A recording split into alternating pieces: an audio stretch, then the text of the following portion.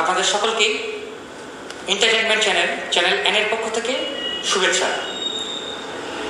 দর্শক, আজকে আমাদের অতিথি জানুয়ারির জানোয়া, ফেব্রুয়ারির ফুর্তি, মার্চের মাস্তি, এপ্রিলের আহ্বান, মেয়ের মজা, জুনের জাদু, জুলাইয়ের জোশ। এক কথায় পুরো বছর জুড়ে নার্স কিচেনের কেকের মধ্যে আমরা টেস্ট পেয়ে থাকি। আর যার হাতের ছোঁয়ায় কিচেনের কেক সৌন্দর্যপূর্ণ, টেস্টি হয়ে থাকে এবং এমন লোক খুঁজে পাওয়াই ভার যে ওনার কিচেনে কেক অর্ডার করেন। ঠিক সেই ব্যক্তির সাথে আজকে আপনাদের পরিচয় করিয়ে দেব নার্স কিচেনের স্বত্বাধিকারী বর্ণি আন। বর্ণি, আমাদের চ্যানেলের পক্ষ থেকে এবং দর্শকদের পক্ষ থেকে আপনাকে স্বাগত। কেমন আছেন আপনি? সবার আগে আমরা জানব। ধন্যবাদ আপনাকে, ধন্যবাদ দর্শক। আলহামদুলিল্লাহ আমি ভালো আছি। আপনি কেমন আছেন? আলহামদুলিল্লাহ। আপনার মতো মানুষের সাথে বসে কফি খাচ্ছি, এটা আমার সৌভাগ্য। আসলে অনেক ভালো লাগছে। আপনার এই নারী উদ্যোক্তা হবার পিছনে রহস্য আমরা একটু জানবো আপনার কাছ থেকে। আচ্ছা, শুরুতে আপনাকে ধন্যবাদ। আমি আসলে উদ্যোক্তা হতে এভাবে চাইনি, এটা আমার একটা শখ ছিল যে আমি কিছু করবো। হ্যাঁ, আমি কিছু করব, মানে আমি কিচেন নিয়ে কোনো কাজ করব, রান্না বান্না আমার একটা শখ ছিল। ছোটবেলা থেকে আমি রান্নাকে অনেক পছন্দ করি। তারপরে আমি বেকিং শিখি। আজকে থেকে 10 বছর আগে একটা বেকিং কোর্স করি। তো তখন থেকে মাঝে মাঝেই আমি কেক তৈরি করতাম, প্রায় প্রতি মাসে 2-1টা করে করতাম বাসার জন্য। আচ্ছা। তারপর ভাবছি যে আমার কয়েকজন আমাকে ফ্রেন্ডরা বলেন যে এভাবে না করে তুমি আমাদেরকে একটু মাঝে মাঝে কেক দিবা, আমরা তুমি সেল করবা, আমরা তোমার কাছ থেকে নিব। তো যাই হোক, তখন মাঝে মাঝে এভাবে করতাম আগেও। তো এভাবে করতে করতেই 1.5 বছর থেকে আমি এটা প্রফেশনালি নিয়েছি। আমার বাসা থেকে অনেক সাপোর্ট পেয়েছি, আমার ছেলেমেয়েরা আমাকে অনেক সাপোর্ট করেছে যে আমার মা একটু ব্যস্ত থাকবে, বা আমার মায়ের শখ যে আমার মা বেকিং নিয়ে কাজ করবে, এবং আমার ভবিষ্যতে একটা প্ল্যানও আছে যে আমি একটা রেস্টুরেন্ট দিব, একটা আলাদা একটা কেক শপ থাকবে আমার। আচ্ছা, আমরা আপনার কাছ থেকে আরেকটা বিষয় জানবো।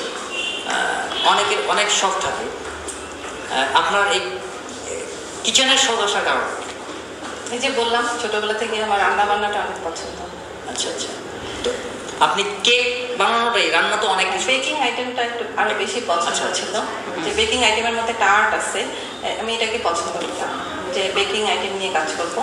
আর রান্না করতে গেলে রান্নাও করি আমি। হ্যাঁ, রান্নাও শুধু কেক যে বানাই তা না। আচ্ছা, আপনি এই কাজগুলো যে করছেন, এটা বাড়িতে করছেন এবং আপনি কিভাবে মানুষের কাছে পৌঁছাচ্ছেন এই বিষয়গুলো, এটার মাধ্যম, এই মাধ্যমটার বিষয় যদি আমাদের দর্শকদেরকে একটু জানাতেন। মাধ্যম পৌঁছানোর মাধ্যম বলছেন? জি, মানে আপনি অর্ডার পাচ্ছেন, কিভাবে পাচ্ছেন আর কিভাবে পৌঁছে দিচ্ছেন? আমার একটা পেজ আছে, আচ্ছা, সেখান থেকেও পাচ্ছি। আর আমাদের দিনাজপুরে অনেক গ্রুপ আছে। বিশেষ করে আমি নাম বলবো যে দিনাজপুরের উদ্যোক্তা বর্গ, ওখান থেকে আমি অনেক হেল্প পাই, সেখান থেকে অনেক কাস্টমারও পেয়ে থাকি।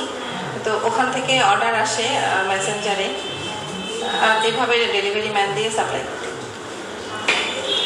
বর্ণি, এবার আপনার কাছ থেকে জানবো আমরা, আপনি ছোটবেলা থেকেই এ পর্যন্ত একটা অনেক বড় পথ অতিক্রম করেছেন। এই অতিক্রম করতে গিয়ে আপনার এমন কোনো কিছু কথা মনে পড়ে যেটা এখন মনে আসলে আপনার ভালো লাগে? যেমন ক্রিকেট খেলা দেখা, ফুটবল খেলা, মুভি দেখা। তো এরকম একটা শখ যদি আমাদের দর্শককে বলতেন যে আপনার এরকম শখগুলোর মধ্যে আছে। হ্যাঁ, আমার ক্রিকেট অনেক পছন্দ। আমি অনেক ছোটবেলা থেকে ক্রিকেটে অনেক পছন্দ করতাম। ইন্ডিয়া পাকিস্তান আমি খেলা হতো, খুব দেখতাম। কোন দলের সাপোর্ট ছিল? অবশ্যই অবভিয়াসলি ইন্ডিয়া ছিলাম। ইন্ডিয়া ছিল, আচ্ছা। যেমন সৌরভ গাঙ্গুলি, তারপরে হচ্ছে সচিনকে অনেক ভালো লাগতো, অনেক ভালো লাগতো। আবার পাকিস্তানের হচ্ছে সাউথ আফ্রিকাও অনেক ভালো লাগতো। এটা কতদিন আগে? 93-4। আচ্ছা, পরবর্তীতে কিন্তু আমাদের বাংলাদেশের টিম জয়েন হয়েছে। হ্যাঁ, তারপরে জয়েন করার পর থেকে আমার মাশরাফি বিন মর্তুজাকে অনেক ভালো লাগে। আর আর হচ্ছে এখন ইদানিং ভালো লাগে হচ্ছে রিটার্নকে অনেক ভালো লাগে আমাদের দিনাজপুর হচ্ছে। ঘোরাফেরা করতে পছন্দ করেন? হ্যাঁ, ঘোরাফেরা করতে কি পছন্দ করে না। খাওয়া দাওয়া বাইরে রেস্টুরেন্টে? আপনি না, আসলে যদিও আপনি নিজে একজন, আপনার নিজেরও রেস্টুরেন্ট আছেন, সেক্ষেত্রে বাইরের রেস্টুরেন্টের খাবার কখনো টেস্ট করে দেখেছেন? খাওয়া হয় কিন্তু পছন্দ কম করি।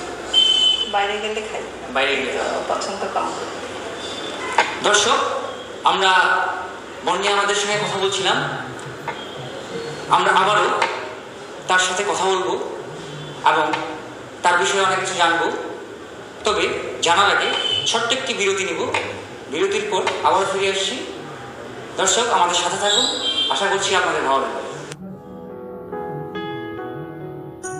উপশহর টেক্সটাইল ইঞ্জিনিয়ারিং ইনস্টিটিউট গণপ্রজাতন্ত্রী বাংলাদেশ সরকারের শিক্ষা মন্ত্রণালয়ের অধীনে বাংলাদেশ কারিগরি শিক্ষা বোর্ড কর্তৃক অনুমোদিত দিনাজপুরের এক অনন্য শিক্ষা প্রতিষ্ঠান। এসএসসি ও সমমান পরীক্ষায় উত্তীর্ণদের ডিপ্লোমা ইন টেক্সটাইল ইঞ্জিনিয়ারিং এবং diploma in garments design and pattern making technology 4 বছর মেয়াদী কোর্সে সীমিত আসনে ভর্তি চলছে।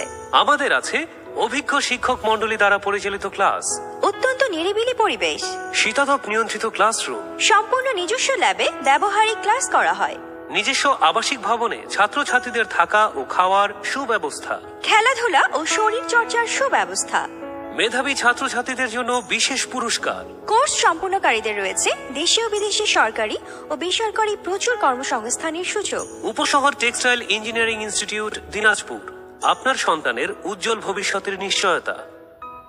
দর্শক, আমরা এবার বন্নি আহমেদের আরেকটি পরিচয় আপনাদের সামনে নিয়ে আসবো।